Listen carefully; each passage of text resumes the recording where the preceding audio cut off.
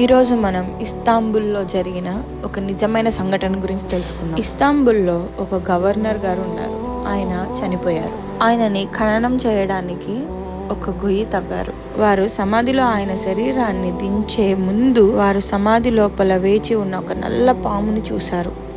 వారు భయభ్రాంతులకు గురయ్యారు.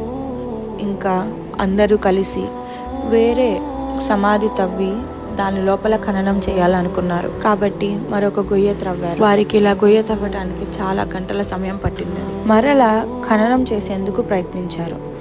సమాధిలోకి ఆ శరీరాన్ని దించుతున్నప్పుడు మళ్ళీ అదే పాత నల్లని పాము అక్కడ కనిపించినది.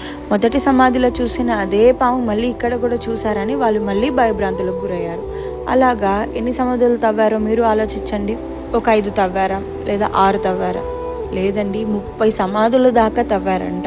ప్రతి ఒక్కసారి ఆ శవాన్ని ఖననం చేయడానికి ప్రయత్నించినప్పుడల్లా ప్రతి ఒక్క సమాధిలో ఆ నల్లని పాము అనేది ఆ శరీరం కోసం వేచి ఉండేది.